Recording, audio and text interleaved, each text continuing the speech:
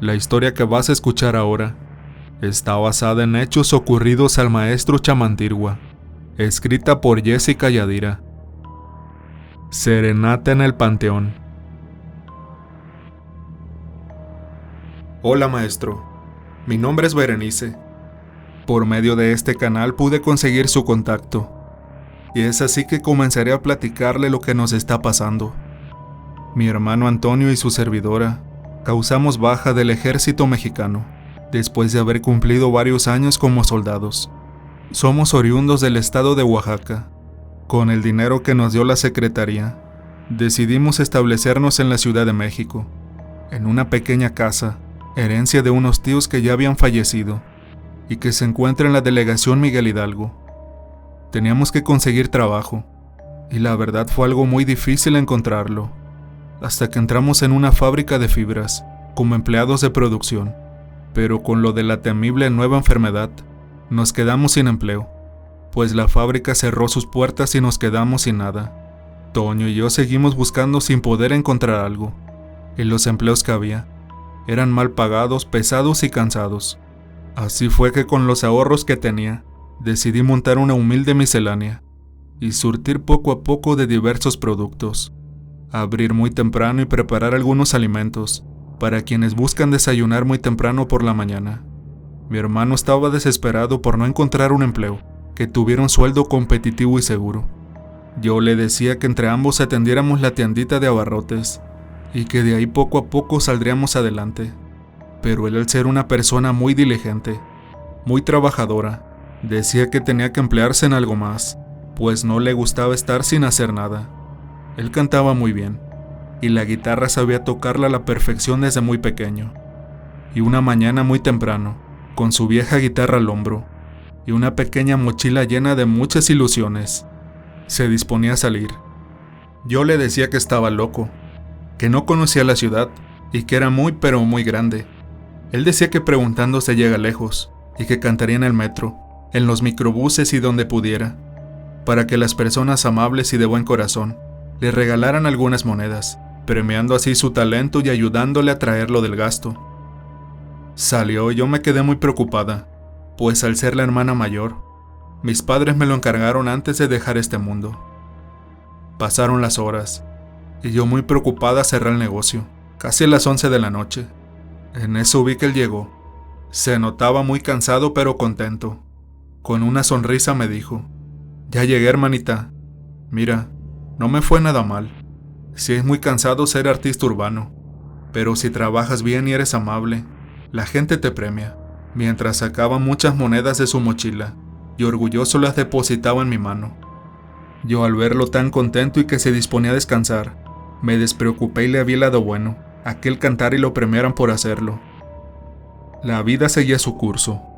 Yo poco a poco prosperaba con mi tienda, a la que venía todas las tardes una señora de nombre Matilde, que era mi única amiga, y Toño seguía laborando como artista urbano. Esa actividad le iba dejando ganancias regulares, pero que sí eran mucho mejores que en un empleo esclavizante.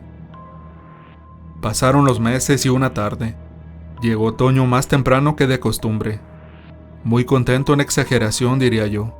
Me dijo que por pura curiosidad había entrado al Panteón de Dolores para visitar las tumbas de nuestros seres queridos y decidió limpiar un poco y rezarles. Había algunos sepelios, y una señora, al verle la guitarra, le pidió que cantara unas canciones para despedir a su fallecido esposo. Toño de inmediato accedió, y que le había ido muy bien, porque todos los asistentes a los sepelios realizados esa tarde, al escuchar su buena voz y su habilidad para tocar la guitarra, le habían solicitado canciones, dándole jugosas propinas en agradecimiento, por complacer a las personas fallecidas, con los temas musicales que les agradaban en vida, y que ahora prefería visitar el panteón, donde se sentía muy tranquilo, y en donde le iría mucho mejor.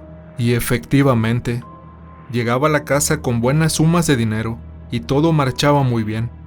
Yo me sentía muy complacida de ver a mi hermano usando su natural talento, pero una tarde regresó a la casa muy serio, triste, cabizbajo. Ni siquiera me saludó. Entró y se fue a su cuarto y no era tarde. Era muy temprano aún. De inmediato fui a ver qué le pasaba. Él, muy triste, me dijo: Canté en un sepelio muy triste. Era una muchacha hermosa la que iban a sepultar. Parecía un verdadero ángel. No quise ser grosero y preguntar de qué había fallecido, pero al terminar de cantar, la abuelita de aquella joven, creo que se sintió en confianza conmigo y me platicó que su nieta había atentado contra su propia vida, porque su novio, 15 días antes de los preparativos de su boda, decidió abandonarla e irse a vivir con otra mujer. Y por eso, dijo ella, mi niña que era tan buena y tan querida por nosotros y por todos sus compañeros de la universidad, atentó contra su propia vida y nos causó un profundo dolor. Yo me sentía tan triste y tan perturbado a ver el dolor tan grande de esa dulce abuelita y cómo antes de sepultar a la joven, abrió la tapa del féretro para darle la bendición y ahí pude ver lo hermosa que era. Yo me sentí contrariada al ver la depresión de mi hermano, pues no éramos muy expresivos que digamos. La vida militar que habíamos vivido, de alguna manera, nos había hecho unas personas bastante duras. Por cuestión lógica, no podíamos ser ajenos a los sentimientos ni al dolor ajeno, pero no éramos muy demostrativos. Por eso al ver a Toño así, me extrañó mucho, y a partir de aquel día, todo cambió en él. Se mostraba retraído, triste, pensativo. Había bajado muchísimo de peso. Él era muy delgado, pero ahora parecía estar enfermo, pues estaba en los puros huesos. Aparte descuidó mucho su persona, pues él era muy limpio, y con la disciplina aprendida en las reglas castrenses, era muy exagerado en su higiene, pero ahora lucía sucio y desaliñado. No se aseaba ni afeitaba en días. Se veía fatal, como un indigente. Al platicar con él no ponía atención en lo que le decía. Me ignoraba. Sus llegadas muy tardes a la casa empezaron a ser muy frecuentes. Yo, como su hermana mayor, le llamé la atención y cuando le pregunté por qué había cambiado tanto, me dijo: estoy enamorado, hermana. Eso es todo. Yo quedé sorprendida en demasía, pues él no era de andanzas con mujeres o enamorado. Era muy serio, y no le gustaba ser conquistador con ninguna chica, a pesar de que era muy joven. 28 años tenía. Todas las tardes en que iba doña Matilde a hacerme compañía y a conversar, me miraba preocupada y le conté lo que sucedía con mi hermano. Ella decía: ni te apures, Veré, es un mal de amores solamente, ya se le pasará, a todos los hombres le sucede alguna vez. Pero en los siguientes días el comportamiento de Toño empeoró. Compraba regalos caros y arreglos de flores muy costosos, y decía que eran para su novia. Yo lo regañaba, no por lo que comprara o lo que se gastara, al fin era su dinero. Yo le hacía ver que andaba muy sucio, pero él solamente me contestaba: a ella eso no le importa, me quiere tal y como soy, y se salía de la casa y llegaba muy tarde, como lo había venido haciendo por varios meses. Yo estaba intrigadísima, lo veía cada vez peor, más y más enfermo. No quería comer y por las noches escuchaba que platicaba con alguien y le decía palabras muy cariñosas, creyendo que tal vez era por teléfono. Yo no sabía qué hacer, solo platicaba con mi amiga y creíamos que era algún vicio, el consumo de alguna sustancia tóxica. Una tarde lo vi llegar muy contento, y al cabo de algunas horas, se disponía a salir perfectamente aseado, y vestido elegantemente con un traje de etiqueta y su inseparable guitarra. Gratamente sorprendida, le pregunté a dónde iba, pues se veía muy bien. Voy a llevarle serenata a mi novia. Salió de la casa y se perdió entre la oscuridad de la colonia. Me quedé muy tranquila, pensando que mi hermano volvería a ser el mismo de antes, que todo volvería a la normalidad, y que mis muchas preocupaciones al imaginar que estaba enfermo habían llegado a su fin. Pero qué equivocada estaba.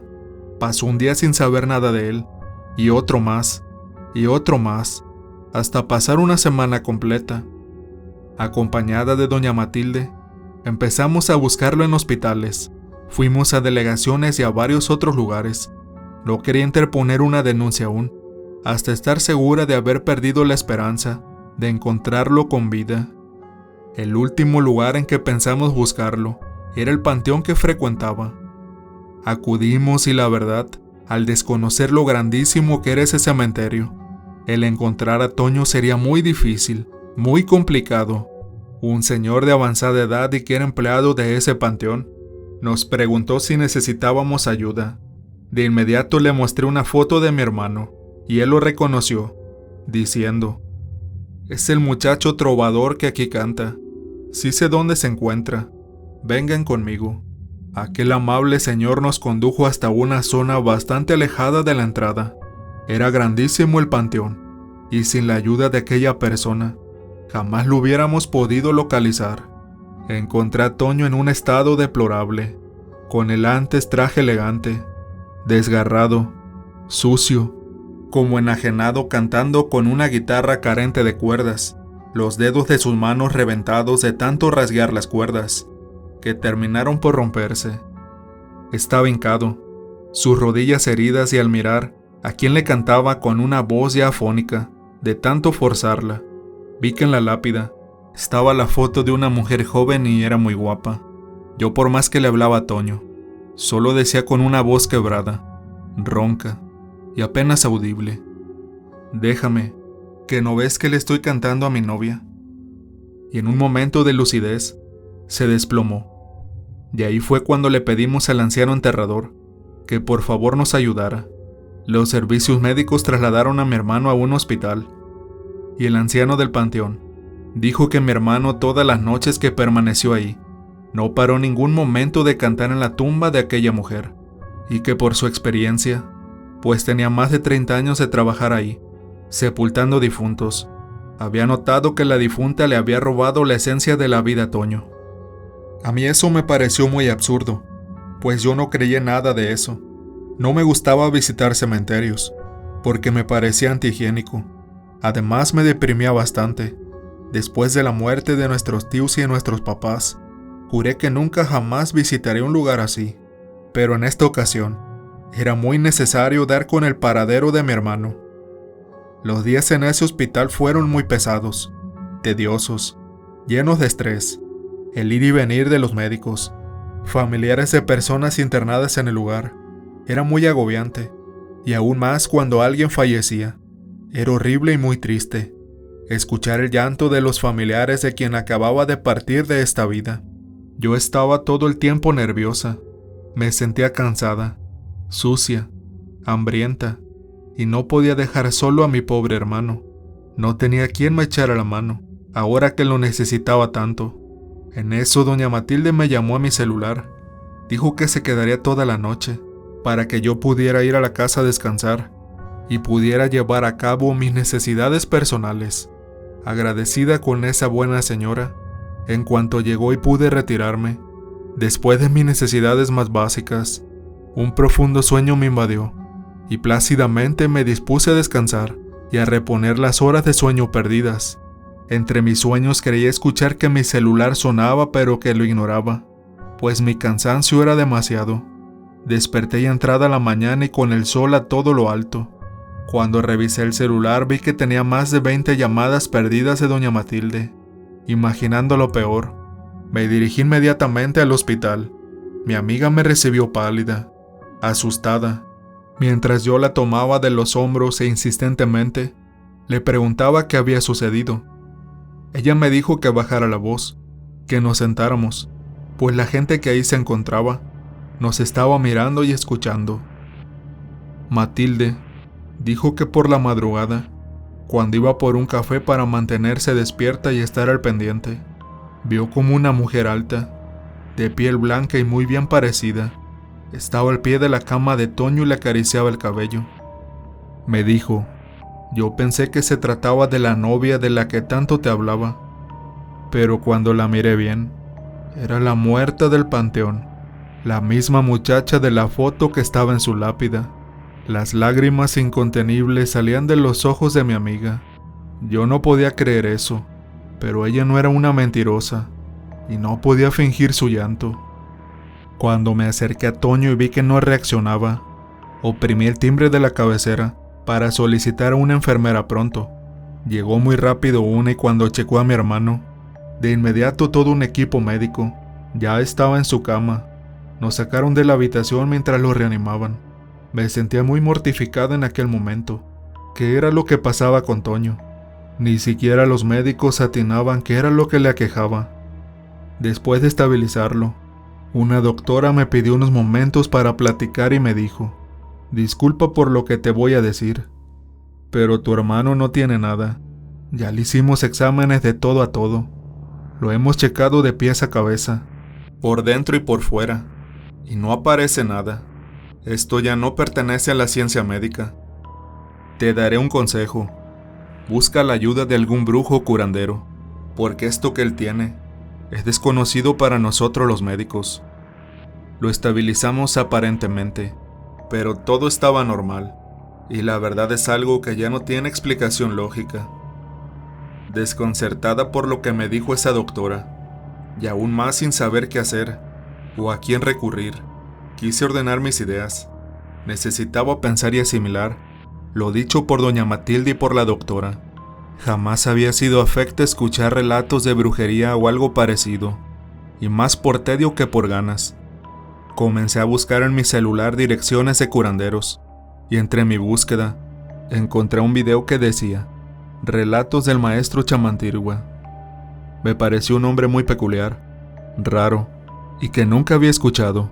Me dediqué a escucharlos por un buen rato en este canal, y por eso fue que por favor pedí que me pasaran su contacto. En un principio creí que usted no existía, y eran solo relatos inventados por gente que solo a eso se dedica. Pero hoy que escucho su voz, tan tranquilizante, le pido que por favor venga. Estoy desesperada, quiero que mi hermano se sane. El maestro y su servidora Jessica viajamos a la Ciudad de México. Al llegar de inmediato nos dirigimos al hospital señalado. El maestro comenzó a rezar y a regar agua bendita, tratando de hacerlo discretamente. Antonio despertó y se encontraba muy débil. Preguntaba con mucha insistencia en dónde se encontraba su ángel. El maestro lo tranquilizó y le pidió a Berenice que solicitara el alta de su hermano. Cuando estuvo por fin en su casa y después de platicar con Toño, se le hicieron varios baños herbales, varios rezos y también un rosario especial, pues el ánima de una condenada al fuego eterno, por haberse quitado la vida, le estaba robando el alma misma. Fueron 3 días de batallar mucho, hasta que por fin el maestro encontró una foto de esa persona adentro de un relicario que Antonio tenía en su poder.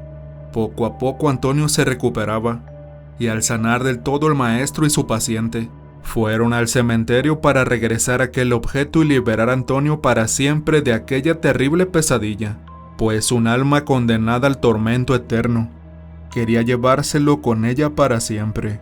Una vez estando en el camposanto, el maestro Chamantirwa, convocando las ánimas benditas del purgatorio, comenzó a curar a Antonio rezando en latín.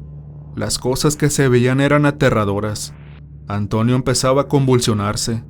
Todo su cuerpo temblaba sin control alguno. El maestro le decía: por tu fe en Dios Padre, Hijo y Espíritu Santo, no es más fuerte que tú. Y se escuchaban muchísimas voces que repetían lo mismo: no es más fuerte que tú, no es más fuerte que tú. Antonio vomitaba y era tierra lo que salía de su boca, junto con una sustancia nauseabunda. El maestro le gritaba: no te lo llevarás. Tú te quisiste ir de este mundo. Ahora paga tu suplicio, pues Dios es el Dios de la vida y de la muerte. Él da la vida y la quita según sea su santa voluntad. Aléjate, vete. Antonio comenzaba a recuperarse lentamente. El maestro le dijo: repite conmigo esto. Te quiero fuera de mi vida. Por mi libre albedrío no me iré contigo, ni hoy ni nunca. Soy de Dios y Él es mi Salvador y dueño. El maestro arrojó aquel relicario a la tumba de aquella difunta. Una densa neblina empezó a verse y todo lo invadió. El maestro tomó de la mano a Antonio y a medida que caminaban a la salida, Antonio iba recuperando lo que había perdido.